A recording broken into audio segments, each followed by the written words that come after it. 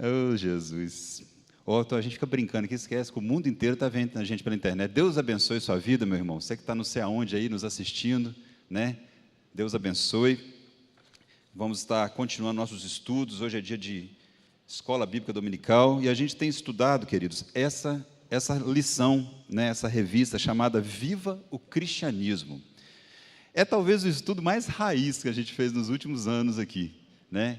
Que é a gente revisitar as bases daquilo que nós fazemos cotidianamente, rotineiramente, que é tentar viver o quê? Um cristianismo.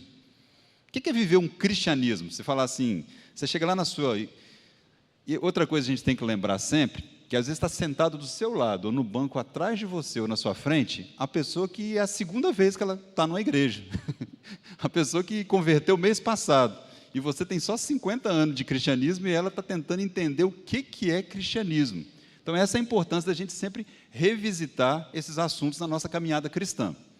Mas lá na sua faculdade, lá na sua escola, lá no seu trabalho, o vizinho, se ele vira para você e fala assim, você é cristão? Que já é esquisito. Que a pessoa, como é que ela pergunta? Você é crente? Aí o que você fala? Sim, você não é não? Pessoa, não, você não crê em nada? Crente é quem crê. Não, eu também sou crente. Não, mas e cristão? Você é cristão? Aí muda um pouquinho de figura, queridos. Porque aí é isso aí, ó. Viver um cristianismo. É viver o quê? A pessoa de Jesus Cristo hoje, 2023. É tentar falar o que ele falou, fazer o que ele fez, seguir os ensinamentos dele, ser cristão, viver o cristianismo. E por que eu estou falando isso? Parece tão simples, tão óbvio, mas é porque está cada dia mais apertado, queridos. Eu imagino que lá nos meus avós foi apertado viver o cristianismo, eu sei que com meus pais também estiveram as lutas deles, eu sei que eu tive minhas lutas na adolescência, né, na mocidade, hoje já como um adulto formado, e minhas filhas estão, né, numa fase mais nova, mas eu acho que nunca esteve tão complicado viver o cristianismo dentro de um mundo tão ideologizado. Não, fala direito isso aí. Nossa, está difícil falar, né? Ideológico, cheio das ideologias. Né? Está difícil, queridos. Por quê? Porque é o confronto. E tem um negocinho chamado rede social, tem um negócio chamado Twitter, X, Instagram, não sei o quê, que deu voz a qualquer besteira. Se você acha que o cachorro é um Deus, você pode ir lá na internet fazer um post, defender e falar que alguém vai te ouvir, e o pior é que alguém vai concordar com você. E alguém vai criticar, alguém vai elogiar, alguém vai brigar, mas você vai ter voz. Há 20 anos atrás, se você achava que o cachorro era um Deus, é você e o cachorro e só. Nem Deus sabia disso. Porque é tanta idiotice que não tinha como ninguém saber. Hoje não, queridos. Todo mundo tem voz. Legal isso? Que bênção. Todo mundo tem voz. Que bênção nada, é uma porcaria, eu acho, particularmente. Dá voz a doido, dá voz a gente que não tem nada com nada. A pessoa entra na sua rede social e fala umas coisas que não sei de onde que ela tirou, e você é obrigado a ouvir, é um negócio meio estranho. É uma época assim, sinceramente, eu não sei onde vai dar isso, porque eu consigo entrar aqui agora no meu celular, e lá na rede social do Cristiano Ronaldo, que está morando em Dubai, sei lá onde que é lá, jogando num time da Arábia, e ele fala português igual eu e você, Paulinho, e eu consigo ir lá e falar assim, Ronaldinho, você é um filho de uma boa mãe. Ele em português, acho que ele vai entender o que é isso. E aí? Eu moro em Vila Velha, o cara está no outro lado do mundo e eu consigo falar. É um negócio estranho, né? Vamos ser sinceros, a gente não pode nem pensar muito senão que a gente fica doido. E aí, queridos, o nosso cristianismo, dos nossos filhos, fica em xeque o tempo todo. O tempo todo você está vivendo esse combate. E aí pesa a nós muito mais estudar um pouco mais o que eu chamo de arraigar, aprofundar as raízes. Porque aí quando você tem uma raiz um pouquinho mais profunda, não acontece igual aconteceu agora em São Paulo, que vem um vento de 100 km, 105 km por hora e derruba mais de 1.800 árvores na cidade. Árvores que estavam o quê? Com raízes por cima ali. Aí derruba fácil. Por que as outras não caíram? Por que a árvore não cai? Raiz boa, raiz firme, raiz aprofundada. Por que cristãos caem facinho e outros nem tanto? Raiz, queridos. Raiz. Sabe? O que as pessoas veem de nós, o que você vê do Rogério, o que alguém vê de você, é só folha e flor que aparece. A raiz ninguém vê, querido. E a raiz é que segura. A raiz é que te segura nos seus conceitos. A raiz é que te segura nos seus preceitos, no que você pensa da vida, no que você quer ser, o que você vai fazer, são as raízes. Então, lembra disso. Como é que raiz cresce? Como é que raiz entra para dentro de terra? Adubando, jogando água, um solzinho de vez em quando, todas aquelas, propriedades. Como é que um cristão fica firme? Lendo a Bíblia, orando, comunhão com Deus, é isso. A fórmula é muito parecida, sabe? E o adubo, eu acho que o adubo é aquele extra, é aquele evento a mais que você vai que ninguém vai, é aquela madrugada que você passa de oração que ninguém passa, esse é o adubo, que dá um diferencial, que você fique mais vistoso, que você de repente tenha uns caules mais fortes um pouquinho. Sabe, eu estou falando isso, queridos, porque isso é básico, mas a gente esquece, e a vida vai passando, e só flor, e só folha, e só flu-flu, todo mundo vê, tem gente que bota uns enfeites na árvore, igual a árvore de Natal, a árvore fica toda enfeitada, sabe, colorida, rabiscada, as tatuagens, e vai embora, mais para baixo não tem raiz, é árvore de Natal, não tem raiz.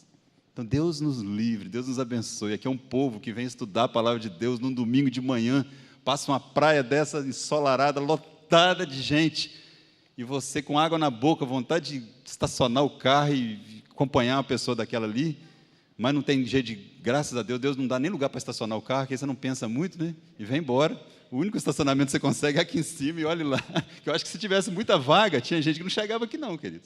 Tinha gente que se perdia pelo caminho, misericórdia.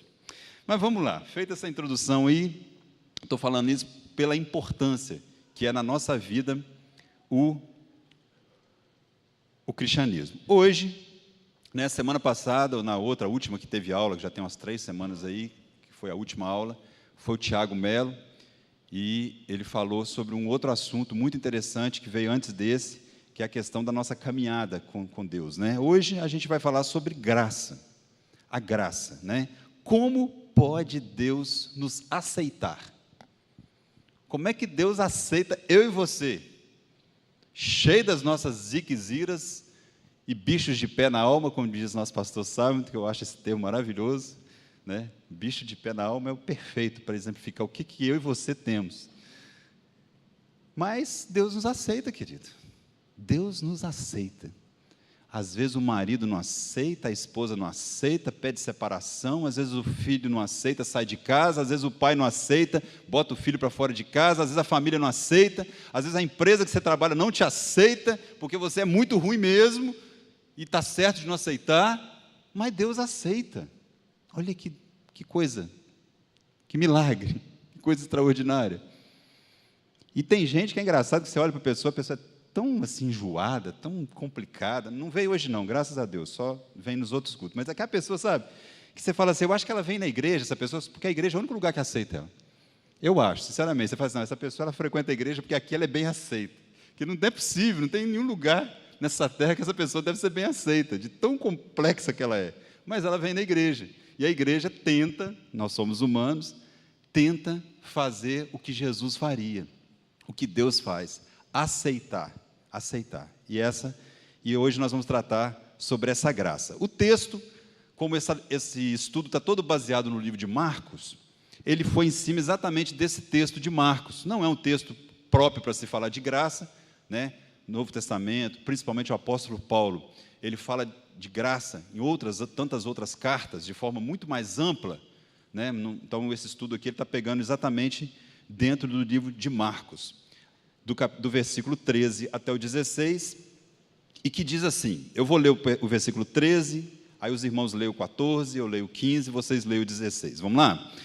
13, então lhe trouxeram algumas crianças para que as tocasse. Mas os discípulos as repreendiam. Versículo 14.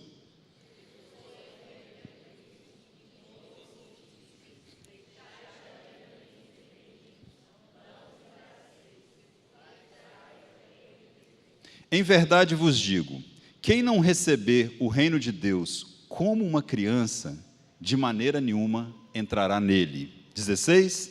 Então, tomando-os nos braços, impondo-lhe as mãos, os abençoava. Palavra de Deus. É muito interessante que o autor desse nosso estudo, a gente já falou isso, queridos, esse nosso estudo, ele não foi feito para esse tipo de classe, tá? Esse estudo, ele foi feito para pequenos grupos. É um estudo de discussão. Quem comprou a revista aí, vai ver que é uma revista própria para se estudar em casa, né? Tanto é que eu fiz, eu vou passar aqui os tópicos, porque a revista ela tem umas perguntas a ser respondidas. Então, eu vou passar rapidamente por essas perguntas, para depois eu falar um pouco mais, abrir um pouco mais o leque sobre a questão específica da graça. Então, deixa eu passar pelas perguntas, que aí depois a gente fala um pouco mais sobre o assunto. A primeira que está aí na revista é a seguinte: de tudo que temos visto sobre Jesus, por que será que as pessoas traziam as crianças até Jesus? Né? De tudo que a gente tem lido sobre a vida de Jesus, o que faz um pai, uma mãe, levar a seu filho, a sua criança, até Jesus? Rapidamente, o que passa na sua cabeça? Qual que é a expectativa que um pai e uma mãe tinham, sabendo do ministério que Jesus estava exercendo ali? O que vocês acham que eles queriam, levando uma criança até Jesus? Fala aí. Alguém falou baixinho. Ter a bênção. Vocês acham que é só a bênção? Podia ser uma criança também com um defeitinho qualquer, porque ele curava, né? Pegar logo a cura. Tipo assim, esse menino, ninguém dá jeito. Vai que Jesus, é isso mesmo, você faz com você, menino. Só Jesus na causa, é isso. Deve ser que eles pensavam em Jesus na causa ali. Mas é isso mesmo. Eles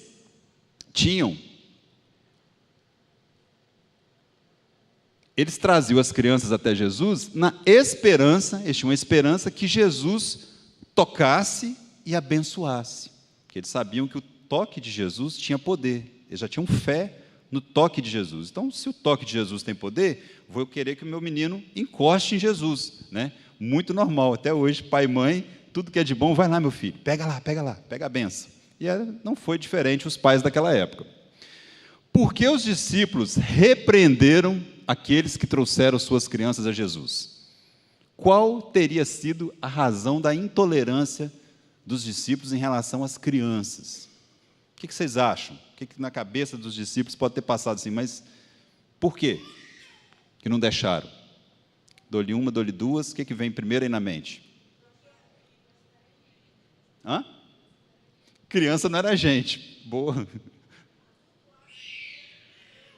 Porque criança não entender nada. O que você está fazendo aqui, né? Alguém tem alguma outra assim? Talvez incomodar, né?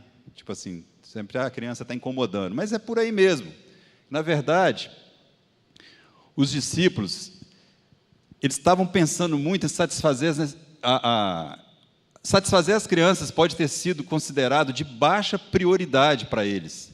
Eles podem ter acreditado que Jesus era muito importante, ocupado, ou estava cansado demais para ser incomodado por criança, considerando-as de pouca importância.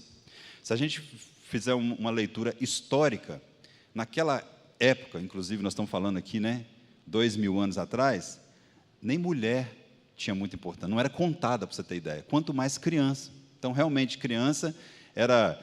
vamos ser sinceros, gente, eu na minha infância mesmo, assim, lá na roça, criança tinha que ficar calada. Criança sentava, hoje em dia, o que você quer, meu filho? Fala, para tudo para ouvir uma criança, né? Acho legal isso. Mas no passado, não, quieto, depois a gente conversa. E acabou. O vizinho nem ficava constrangido, nem nada. Você imagina nessa época, né? Eu estou falando que está todo mundo assim com a cabeça, que todo mundo passou fica quieto, né? Mas, imagina naquela época. Em Marcos 10, 14, aí é um negócio interessante. Lemos que Jesus ficou indignado com os seus discípulos. Essa reação de Jesus surpreende você? Sim ou não? Olha só que interessante. No texto que a gente leu aí, fala que Jesus se indignou, né? Fala assim, ó, vendo isto, indignou-se e disse. Esse indignou-se é uma palavra forte. Jesus ficou irado, sabe? Uma das poucas passagens na Bíblia que fala que Jesus ficou irado. Ficou realmente assim, tomou uma decisão enérgica. E aí, isso chama atenção nossa? Chama. Eu, sinceramente, um dia, queridos, eu tinha acabado de me mudar aqui para Vila Velha. A gente estava frequentando uma outra igreja. E aí, nós ficamos amigos do pastor. O pastor era um cara até novo, né, nessa igreja que a gente foi. E junto com o pastor tinha ali uma turma. E naquela época, estava em voga aqui na região, o kart. Tinha começado a chegar umas pistinhas de kart aqui, tem muitos anos isso. Naquele antigo Café Glória, eu lembro direitinho ali em Vitória, tinha uma pista de kart ali. Você lembra disso, Cláudio? Você já morava aqui? Não, né? Aí, a turma da igreja juntou para ir lá brincar de kart, um dia à noite. Sei lá, uns 6 homens, rapazes, junto com as mulheres também, uma turma. E aí o negócio deu ruim lá, porque a gente colocou o nosso nome na lista, que tinha os horários, de 8 a 8 e meia, era acho que 15 minutos cada bateria, de 8 a 8 e 15, 8 e 15 a 8 e 30, 8 e 30, tal. Aí vamos supor, o nosso era 8 e 30. Aí o pessoal que está na pista, rodou uma vez, rodou a segunda, não saiu, rodou a terceira e chegou o nosso horário. Chegou o nosso horário, eles começaram a outra bateria, aquele mesmo pessoal, e continuou. Aí vai nós, todo mundo lá na diretoria, saber o porquê que não tinha colocado a gente no nosso horário. Coisa normal. Todo mundo chateado, porque estava na hora e tal. Conclusão, eu não sei o que eles falaram lá, não lembro qual foi o assunto. O proprietário falou alguma coisa, não, é porque esse pessoal aí, eles já estão aqui todo dia, eles têm um pacote, explicou lá alguma coisa lá. Resumindo, é gente rica e pagou, né, tal, mas beleza. Eu sei que o pastor, meus irmãos, ele, não vou falar que endemoniou não, porque ele ficou muito nervoso, ele ficou mais irado que Jesus. Ele surtou, ele começou a xingar, ficou... Gente, eu fui afastando assim, sabe quando você fica assim, Senhor do céu, não conhecia esse lado dessa pessoa. A gente fica fazendo a imagem de que certas pessoas não podem fazer certas coisas, certas pessoas não saem de um certo nível. Infelizmente, é essa humanidade nossa. Ainda mais de Jesus. De Jesus, a gente acha que Jesus nem falar alto falava. A voz dele era sempre calma. Não, queridos. E eu vou ser sincero, eu fico meio surpreendido. Mas aí a explicação aqui é muito legal. Por quê? Vamos lá. Alguns podem se surpreender ao saber que Jesus é capaz de ficar indignado, sem qualquer constrangimento, mas esse comportamento é consistente com o seu amor pelo que é bom e com a sua ira pelo que é errado. Até nisso aí Jesus nos ensina.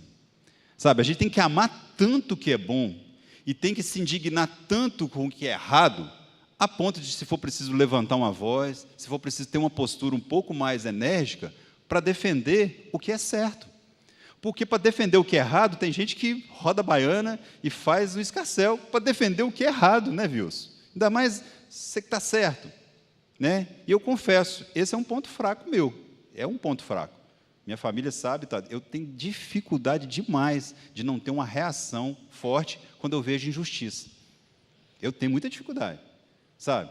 Eu já fiz coisas que se minha mulher soubesse, ela ia brigar mais do que ela já briga comigo, porque às vezes eu estou sozinho dentro de um carro, de noite, e eu estou passando uma situação, e eu acho que pode ser parecido com um assalto, quando você vê uma pessoa se aproximando e tal, eu paro o carro e dou a ré e fico esperando ver o que vai acontecer. Só para assustar a pessoa, que ela vê que tem alguém dentro de um carro, não sabe quem que é, se é um policial, se é alguma coisa, e constrange. E já teve uma vez que eu tenho certeza que eu evitei uma moça ser assaltada aqui embaixo, ali embaixo. Ela estava caminhando, acho que ela saiu do serviço aqui na churrascaria e estava indo em direção ao ponto de ônibus, não tinha ninguém na rua. E quando eu estava vindo de carro, eu vi a situação. Um rapazinho veio de lá e atravessou. Na hora que ele atravessou, eu parei. Parei, dei uma ré assim, botei o farol e fiquei. Enquanto ela não chegou no ponto, e tinha umas pessoas no ponto, eu não fui embora. Aí o cara passou e foi embora. Porque é maior do que eu faço sem pensar, na verdade. Quando eu fiz, eu já fiz. Né? Mas isso é uma indignação de ver alguém querer fazer uma injustiça, fazer algo muito errado. Né? E assim, eu acho que, não sei se está certo ou está errado, só estou contando aqui. Né, Santo? Santo também é desse. O Sandro já me contou os negócios que ele já passou umas raivas. Não é surpresa que Jesus estivesse irritado com os seus discípulos, considerando que ele já havia lhes dado um treinamento como receber as crianças. Aqui que está o mistério, queridos. Ele ficou tão chateado ali, logo na frente, quando aconteceu isso, quando as mães, os pais levando as crianças e os discípulos tirando. Sendo que no 9:35, né, um pouquinho antes, olha o que tinha acontecido no 9:35. No 9:35, diz assim, e ele, assentando-se, chamou os 12 discípulos, olha só, reunião particular, Jesus e os 12. Ele chamou os 12 discípulos, se alguém quer ser o primeiro, será o último servo de todos. Lembra que a discussãozinha lá, os discípulos começaram, quem que é o maior perante o Senhor? Quem que é o melhor? Quem vai sentar à direita? Quem vai não sei o quê? Ele chamou e falou assim, olha só, se alguém quer ser o primeiro, será o último. Trazendo uma criança, olha só, colocou-a no meio deles, tomando-a pelo braço, disse-lhe, qualquer que receber uma criança, tal como esta, em meu nome, a mim mesmo recebe, e qualquer que a mim me receber, não receberá a mim, mas ao que me enviou, a Deus. E disse-lhe, João, mestre, vemos um homem, ou seja, Jesus tinha acabado de dar um exemplo com uma criança, e aí chega uma criança, vai até ele, os discípulos vão lá e impede, ou seja, eles realmente tinham que ficar indignados, não tinha motivo, né, de toda essa raiva dele em relação a isso aí. Outra pergunta que tem aí na lição, como sabemos que Jesus não estava falando apenas sobre crianças que pertencem ao reino de Deus? É fácil, ele mesmo disse no versículo, né? Porque ele falou o seguinte, no versículo 14, Jesus ensinou que o reino de Deus, né, que é o lugar da presença e da bênção de Deus, pertence a pessoas iguais a crianças. Jesus afirmou que os adultos precisam receber o reino de Deus como uma criança, da mesma forma que uma criança. Jesus usou crianças como imagem daqueles que recebem o presente do reino de Deus. Aqui começa a entrar no assunto mais específico da lição de hoje, a graça de Deus. A graça de Deus. Não sei se você também, assim como eu, já pensou nesse texto, quando Jesus fala assim, de maneira nenhuma, né, quem não for como uma criança, não vai herdar o reino de Deus. O que passa na nossa mente quando a gente aprende esse versículo, principalmente eu, que aprendi na minha infância? Você sendo criança, ouvia esse versículo sobre criança. Na minha mente, não sei se na sua era isso, o que passava? A questão da inocência. Não sei se muita gente tinha isso. É porque a criança é inocente. A criança é pura. Não é isso? A criança não tem pecado. É isso que vinha na minha mente. Isso, a criança é ingênua, ela crê sem preconceito e tal. É isso que a gente pensa. Mas se a gente parar mais a fundo nesse texto, nessa verdade, e linkando principalmente com a graça de Deus, não é bem por aí não. Não é por aí.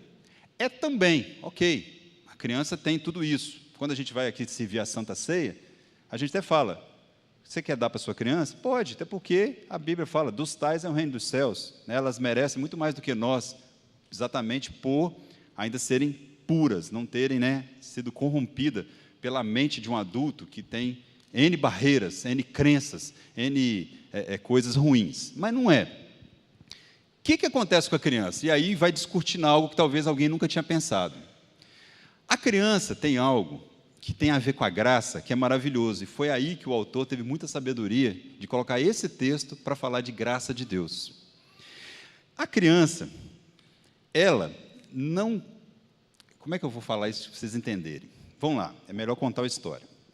Se eu for dar qualquer coisa para o São Antônio, seja lá que presente que for, eu vou dar para o São Antônio, sei lá, eu resolvi ser gracioso. São Antônio, eu vou te dar um carro. Glória a Deus? Glória a Deus. Né? São Antônio, por mais que ele seja ingênuo ou o que for, ele vai tentar me pagar, ele vai tentar me retribuir, ele vai tentar, porque ele tem condições, ele até tem dinheiro, ele até sabe como fazer, ele de repente, não hoje, mas daqui, sei lá, um ano, ele vai chegar, ó, pastor, isso aqui é um presente, porque minha família é muito agradecida, né? Não é?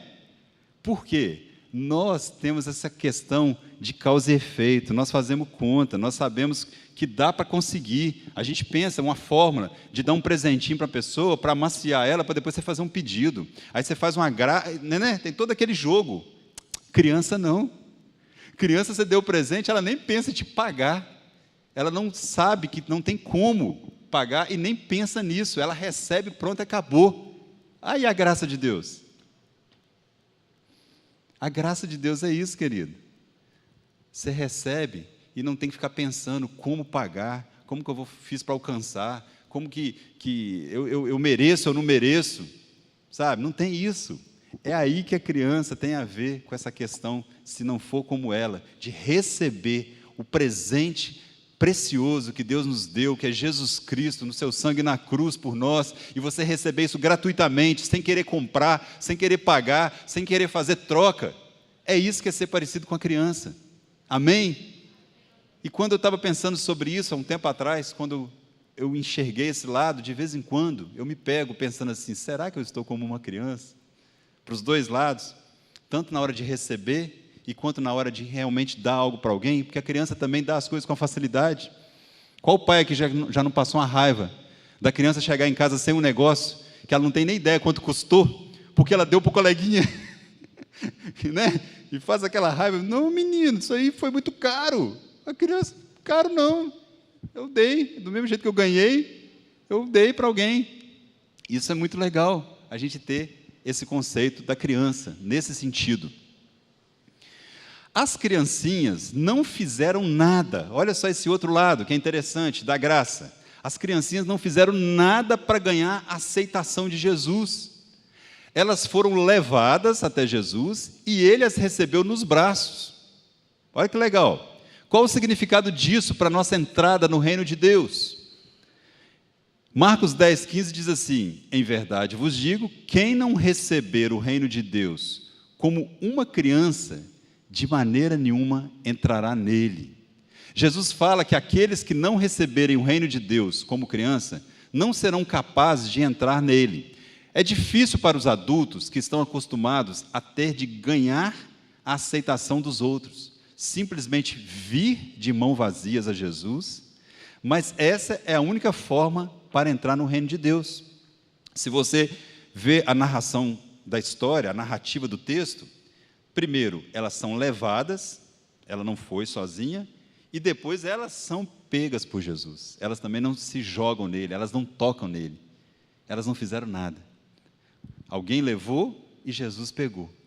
Nem elas foram sozinhas, e nem elas se lançaram no colo dele, ou nem elas abraçaram ele. Sabe? Isso diz muito sobre a graça de Deus.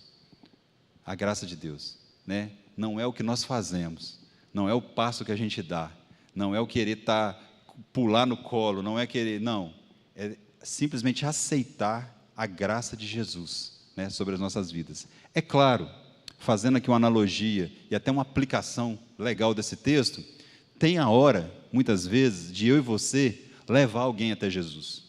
Tem essa hora que alguém precisa, como uma criança que não conhece, de ser colocada perto. Você não vai colocar ninguém nas mãos de Jesus. Não tenta ser Espírito Santo na vida de ninguém. O Espírito Santo é que faz isso. Mas você fisicamente pode ter a hora daquele convite. De, vamos até lá, vem comigo, participa dessa reunião aqui, que é só gente de Deus, só gente que está querendo caminhar junto. Isso aí é essa parte aqui de levar uma criança até Jesus. Ela é importante também. Tá? Mas nunca ache que você vai levar, vai colocar no colo, vai dar, toma Jesus e já está. Não, você vai só colocar na posição que ela precisa muitas vezes estar, e que ela nem sabe ir porque ela é criança. É criança carregando criança. Uma criança que já sabe o caminho do doce. Se Deus perguntasse aqui para qualquer um de nós, por que devo lhe dar a vida eterna? Perguntinha simples, básica. Caiu no Enem agora, domingo passado. Por que devo te dar a vida eterna? O que você responderia? Não, espera aí, deixa eu pegar meu notes aqui, Deus. Tem uma listinha aqui de coisas, por que eu acho que eu mereço. Sabe, queridos, nessa hora eu não sei o que passa na sua cabecinha aí. Não sei se vem alguma coisa boa que você faz, que você acha que você faz. Não sei se passa aqueles momentos que você algum dia ajudou alguém, né? Boas obras. Não sei se você faz aí uma medição rápida na sua fé. Não, porque eu creio muito. Não sei, cada um acho que passa uma coisa na mente nessa pergunta aí. Ela é bem interessante. O jovem rico, lembra do jovem rico? Que inclusive é uma história, né, logo na sequência. Queria saber como ser bom o suficiente para Deus. A história do jovem rico, nós estamos em Marcos 10, nós lemos do versículo 13 até o 16, né? Do 17, Jesus continua explicando esse mesmo assunto, como ter a vida eterna. E aí, como sempre, ele conta uma historinha para exemplificar o que ele quer falar. E aí ele conta a história de um jovem que era muito rico e chegou para Deus e perguntou: como eu posso ser salvo, né? A pergunta dele especificamente é: pondo-lhe a caminho, correu um jovem ao seu encontro, ajoelhando-se, perguntou-lhe: bom mestre, que farei? O que eu faço para herdar a vida eterna? Né? Jesus conta essa história para mostrar para os discípulos essa questão de vida eterna, que se não fosse como criança, não entraria. E aí ele já entra na história do jovem rico. Porque o jovem rico achava, por ser rico, por fazer muita coisa boa, que ele ia conseguir a vida eterna. Então ele já faz uma pergunta sabendo assim: eu estou na lista aí, eu já sei que eu posso, só vou fazer uma pergunta para garantir. E quando ele faz a pergunta, Jesus, conhecendo ali como Deus, conhecendo a mente e principalmente o coração dele, sabia de quem que era o coração dele. Vocês lembram da história? O coração dele era da riqueza dele. Então Jesus faz um teste exatamente naquilo que era o mais forte para ele, que era a riqueza. Foi: vai, divide os seus bens com os pobres e siga-me. E ele saiu chateado, porque não era aquela resposta que ele queria. Ele achava que era um outro jeito. Então, o jovem rico queria saber como ser bom o suficiente. Nós nunca faremos o suficiente para herdar a vida eterna. Tenha isso em mente, queridos. Nós nunca faremos o suficiente. É essa palavra que é o gatilho. Nunca faremos suficiente. Não tem nada que você possa fazer, você fazer, para herdar a vida eterna. Isso tem que ficar na nossa mente. Nada que fizemos irá curar o nosso problema do coração, chamado pecado. Essa cura do coração chamada pecado, ela só é possível com esse presente merecido, que é essa outra frase aí. Mas podemos receber a vida eterna como um presente pago com a morte na cruz, a morte de Jesus. Isso é graça, presente e merecido de Deus para nós. Então isso tem que ficar muito certo, queridos. Por quê? Vou trazer um exemplo aqui, nosso, não vou falar lá de fora não, porque é muito fácil falar lá de fora. Eu tenho um parente que a religião dele, ele acha que se ele fizer boas obras, ele vai evoluindo e vai melhorando, sabe? Isso é o que ele crê. Outros acham que se fizer boas obras, está ganhando umas pedrinhas no céu, não sei o que e tal.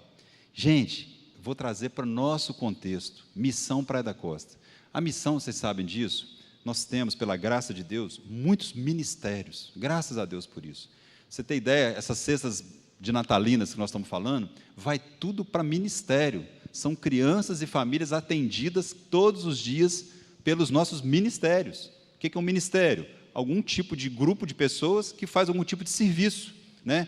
Pastor Edson está ali, o ministério dele toda quinta-feira está aí, é o Anjos da Noite, que tem lá um ministério, vai nas filas das pessoas que estão esperando, já tem os lugares próprios, não sai dando comida pela rua fora não, pode ficar tranquilo, tá, gente? É lugares específicos, né, pastor Edson?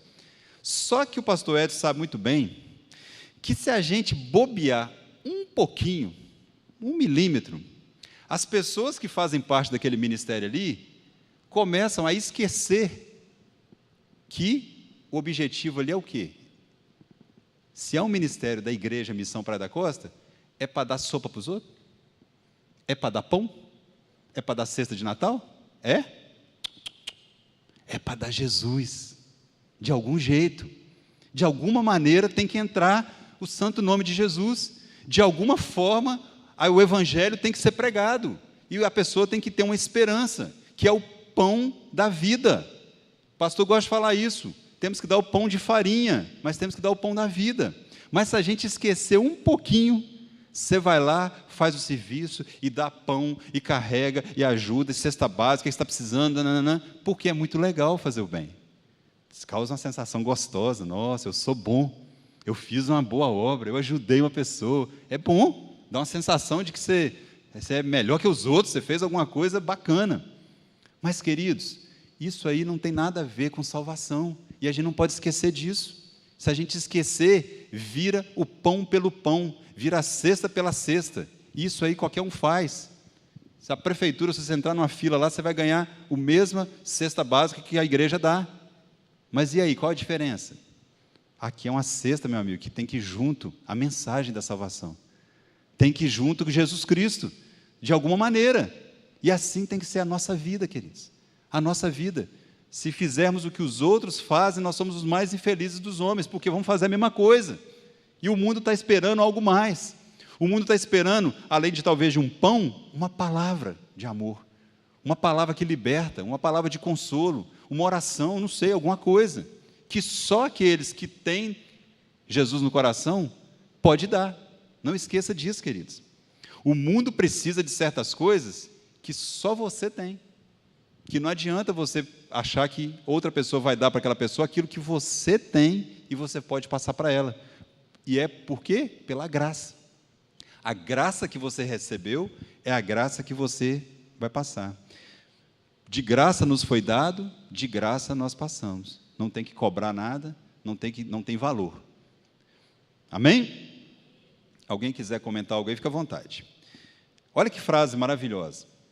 Somos mais pecadores do que jamais imaginamos, porém, mais amados do que jamais sonhamos. Mais pecadores do que jamais imaginamos. Você é tão pecador, querido, eu sou tão pecador que eu não consegui imaginar o tamanho que é o meu pecado, o tanto que eu peco. Mas, por outro lado, nós somos tão amados que nós nem sonhamos, nós não conseguimos mensurar o tamanho do nosso amor. Eu gosto de uma frase que me lembrei dela aqui agora. Obrigado, Senhor. Não tem nada que eu e você possamos fazer que faça com que Deus nos ame mais. Olha que interessante. O amor de Deus para conosco é tal que não tem nada que a gente possa fazer que Deus nos ame mais do que Ele já ama. Não fica frustrado não, querido. Continua vindo na igreja, continue fazendo suas devocionais, mas Deus vai te amar do mesmo jeito. Isso aí não vai aumentar o amor de Deus com você. Mas só que a outra parte desse pensamento ela é maravilhosa. Não tem nada de ruim, de mal que nós possamos fazer que Deus possa nos amar menos. Isso eu acho maravilhoso. Porque na nossa mente humana isso não entra, isso não encaixa. A conta não fecha. Não tem como. Posso fazer a força que for, que eu não vou conseguir amar uma pessoa do mesmo jeito que faz só trem errado, que me prejudica, e tal, e um outro que faz tudo de bom, e não tem como. O ser humano faz essa diferença. Deus não, queridos. Nosso Deus não, glória a Ele por isso, porque vai ter um dia que você vai pisar feio na bola, e que nós já pisamos e vamos pisar mais vezes, e aí pela sua maravilhosa graça e pela sua misericórdia, que nós vamos falar agora, o Senhor continua nos amando do mesmo jeito, E aí quando a Bíblia fala assim, que dos nossos pecados Ele não se lembra mais, meu Deus, tem até Alzheimer por minha causa, pensa que coisa boa, sabe? É um negócio assim, fora do normal, não cabe na nossa pequena mente humana. Compreender a graça de Deus é fundamental para a correta visão que nós temos do nosso Deus. Senão a gente fica com uma visão esquisita de Deus, sabe? Isso tem a ver com o caráter dele. O que é o caráter de Deus? Ele é tanto justo como Ele é misericordioso. Ele consegue ser justo de maré de si, e ao mesmo tempo ser misericordioso. Isso é o caráter de nosso Deus.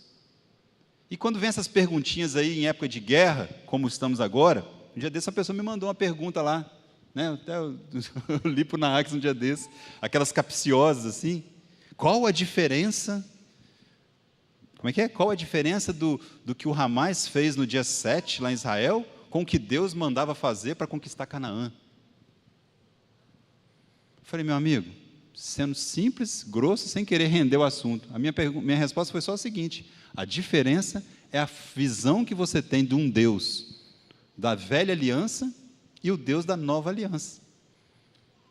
Porque na velha aliança, Deus tinha um modus operandi, Deus tinha uma forma de agir, de fazer, porque Ele estava se revelando ao mundo como um Deus justo, forte, que vence batalhas, que tem um povo, que Ele queria levar aquele povo, né, caminhar com aquele povo, senão aquele povo seria aniquilado. Só que isso tudo foi até Jesus. De Jesus para cá, você não vê lugar nenhum na Bíblia, Deus aprovando, mandando matar, nem nada disso, porque é outra aliança, é a aliança da graça, com Jesus. E vamos lá, essa parte aqui é interessante. A justiça de Deus significa que Ele não deixará o pecado sem punição, ponto. Isso é a justiça de Deus. Todo pecado tem punição. Plantou, colheu. Sabe? Tem perdão? Tem. Mas colhe os frutos do pecado? Colhe. Normal. Perdão não aniquila os resultados de algo que você fez errado. Ok. Cometeu um pecado que, inclusive, diante dos homens, é digno de punição de cadeia. Você se arrependeu? Arrependeu. Vai puxar a cadeia? Vai. Quantos anos a justiça mandar? Porque é pagar o preço do que fez. E assim outras coisas. A misericórdia de Deus significa que Ele não nos tratará como nós merecemos. Olha só. Mas, em vez disso, por causa do amor que tem por nós, Ele enviou o Seu Filho Jesus para nos salvar do pecado. Isso que é a misericórdia de Deus. Né? Eu gosto do termo, o que é misericórdia na íntegra? Assim, é colocar o coração na miséria do outro. O melhor termo que eu acho assim, legal para misericórdia é isso, que a gente tem essa dificuldade, de vez em quando a gente tem que exercitar fazer isso, mas é o que Deus faz conosco. Deus faz isso conosco, o tempo todo. Amém? Muitos acreditam que Deus é apenas um disciplinador rígido, que fez regras para nós seguirmos. Outros podem vê-lo como alguém que automaticamente recepciona todos no céu, com exceção de pessoas muito más. Quem é muito ruim não vai para o céu, mas o resto, todo mundo, Deus vai falar: vinde benditos de meu Pai. Então, tem essa concepção. Algumas pessoas acham que Deus é um ditador, outros acham que Ele é o bonzinho, né? O entendimento da graça nos ajuda a ter uma visão mais completa e bíblica desse caráter de Deus, que é a sua justiça, juntamente com a sua misericórdia. O Salmo 130, queridos, olha que lindo isso aí. Eu estava estudando para essa lição, e aí me deparei com uma leitura do pastor Elben, falecido Elben Len César, que eu gosto muito, e ele tem um estudo muito bonito sobre Salmos, e aí o Salmo 130, ele trata disso que nós estamos falando. Então eu fiz questão de transcrever para a gente poder terminar esse estudo dessa manhã com essa reflexão sobre essa questão da graça, mas com uma ótica um pouco diferente. Salmo 130, no versículo 3 a 4, diz assim: se tu, soberano Senhor, registrasse os pecados, quem escaparia? Mas contigo está o perdão para que sejas temido. Né? Esse temido aqui é no sentido de temor, de adoração, para que seja adorado. Imaginem se houvesse duas listas, uma lista de pecados e uma lista de virtudes. Qual seria a mais longa na sua vida? A lista de pecado ou a lista de virtudes? Por mais virtudes que se tenha, o número de pecados sempre será maior. Mesmo que aconteça o inverso, virtude alguma cancelaria pecado algum. O débito continuaria o mesmo e poderia até aumentar nessa tentativa de negociar com Deus. Só uma coisa resolve o problema do pecado: perdão divino. Só o perdão. E aí ele continua. Daí a pergunta do salmista, que na NTLH, na nova Nova Tradução da Linguagem de hoje, fica assim: se tu tivesse feito uma lista dos nossos pecados, quem escaparia da condenação? Se Deus listasse um por um? Deus não faz essa lista interminável, porque com Ele está o perdão. Salmo 134 falou exatamente isso. Para que registrar os pecados um por um, se Ele, em sua misericórdia e graça, quer e pode perdoá-los? É mais correto e positivo fazer o registro, não dos pecados cometidos, mas dos perdões recebidos. A lista de pecados geraria desespero e desânimo, e não levaria a nada. A lista de perdões pode gerar festa e entusiasmo, e recolocar o pecador no caminho da vida. A primeira lista tem muito a ver com a lei, e a segunda tem muito a ver com a graça. Pela lei, ninguém é salvo. Pela graça, ninguém é condenado.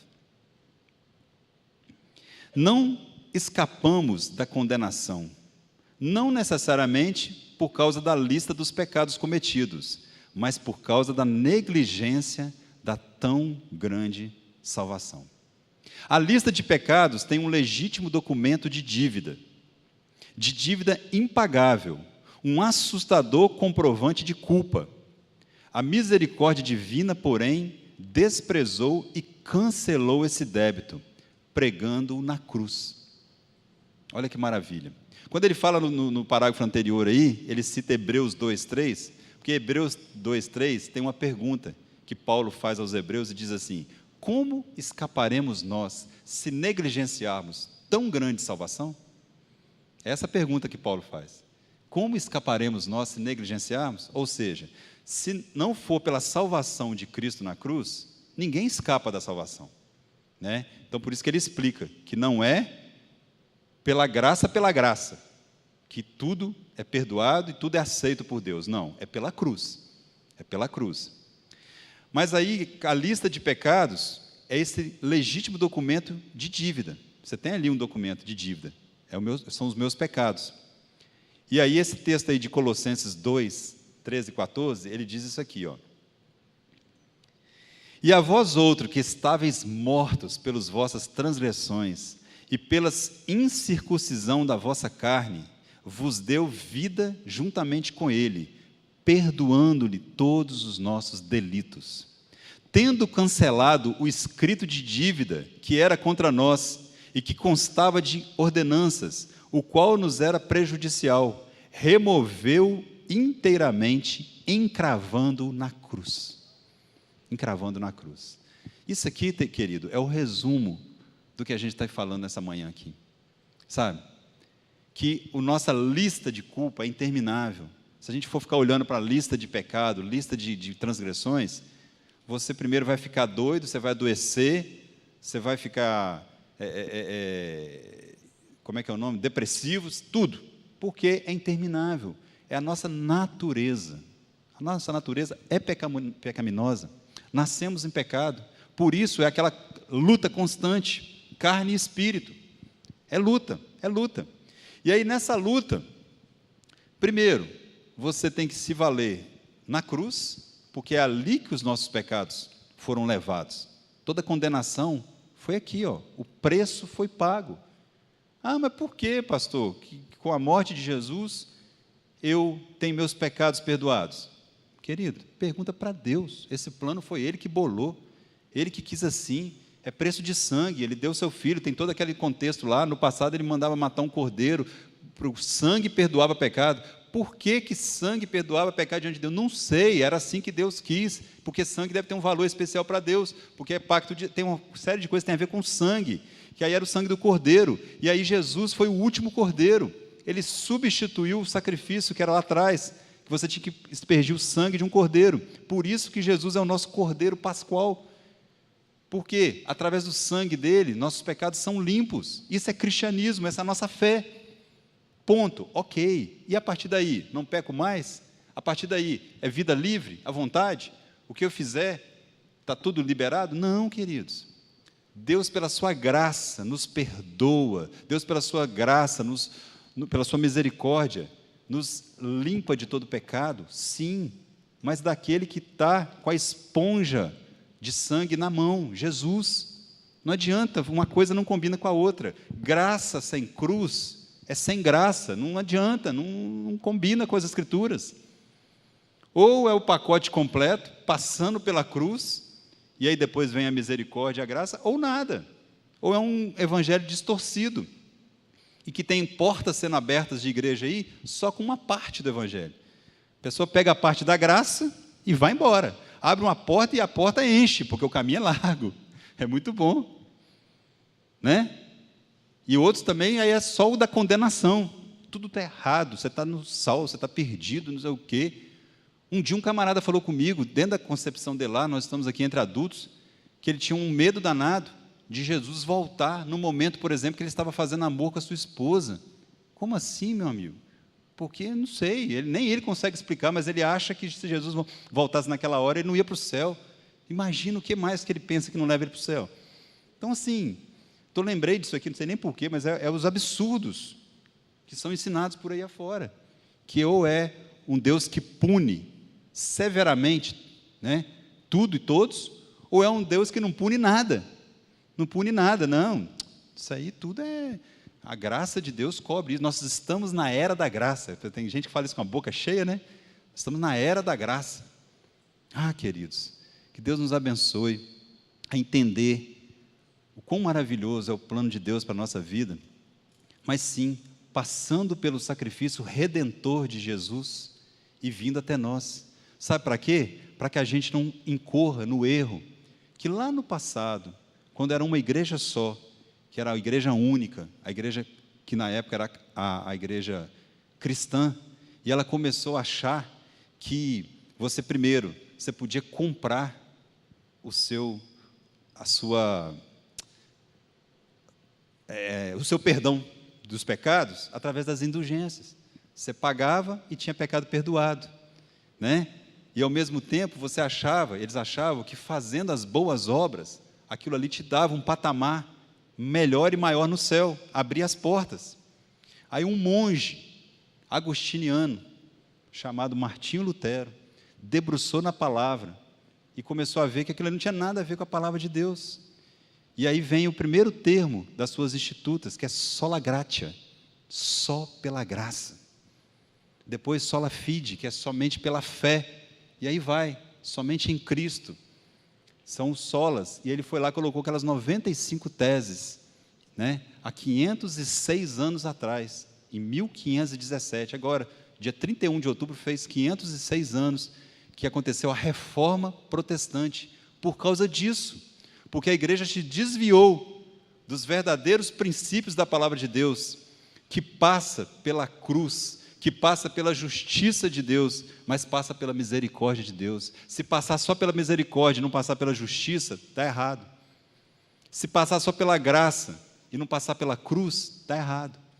Então, que Deus nos abençoe a sermos cristãos equilibrados, que vivamos uma vida lembrando e vivendo da graça, maravilhosa graça de Jesus nas nossas vidas. É maior que o meu pecado vil. Lembrei até o texto da música aqui.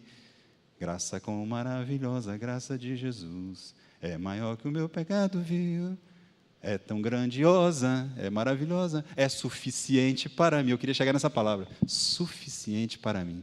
Ah, queridos, que seja suficiente. Não inventa não, não inventa não, tenta comprar nada não, tenta pagar nada não, porque vai ficar feio para você e não adianta nada. A graça de Jesus é suficiente para nós. Aleluia, fala um glória a Deus aí. Obrigado, Senhor, obrigado pela tua graça. Vamos ficar de pé?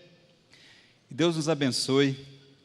É um estudo, como eu disse, básico, simples, falando daquilo que a gente conhece, que a gente vê há tantos anos, mas é o que Deus... O pessoal ficou de pé, ele não quer pular para a próxima. Joga na última tela aí. Mas que Deus nos abençoe, queridos, a viver. Se você, nessa manhã, está aqui, talvez até, quem sabe... tinha essa frase aí, graça é quando Deus nos trata de forma oposta a que nós merecemos. Simples assim. Graça é quando Deus nos trata de forma oposta ao que nós merecemos. É um presente imerecido. Glórias a Ele por isso. Amém? O pessoal está pedindo, né? Essa frase é boa de postar, né? Volta a tela aí, fazendo favor, irmão. Vai lá, pode tirar a foto aí. Eu vou fazer uma coisa bonita assim, ó. Aí vocês... essa aí, ela mandou sair aí. Oh, meu Deus do céu, vai lá, tira, é a frase que vale. Depois vocês botam @Rogério Breder lá e está tudo certo. Queridos, a gente brinca assim porque Deus nos dá essa liberdade de viver a alegria do Senhor, que é estar tentando, a gente o tempo inteiro, eu gosto dessa palavra, a gente tenta acertar, a gente tenta viver uma vida equilibrada na presença do Senhor. Essa é a minha oração para a nossa igreja, para a minha família, para a minha vida. E a graça faz parte desse pacote. Que Deus nos ajude, nos encha de graça, graça, favor e merecido. E nos lembremos disso e vivemos diante dessa visão, sabe, de que é pela graça, é pela misericórdia de Deus. É pela graça, é pela misericórdia de Deus. Sempre lembre disso. Amém? Pai, louvado seja o teu nome, Deus, por essa manhã. Obrigado, Senhor, por esse estudo que nos leva mais uma vez a lembrar da tua maravilhosa graça sobre a nossa vida. Louvado seja o teu nome, Pai. Obrigado, Deus, porque o Senhor é um Deus misericordioso, Deus. O Senhor é um Deus amoroso. O Senhor é um Deus que não olha para as nossas imperfeições, não olha para as nossas falhas. O Senhor não olha, Pai, para os nossos erros, que muitas vezes insistimos, às vezes, em cometer, Pai. Mas o Senhor vem com graça.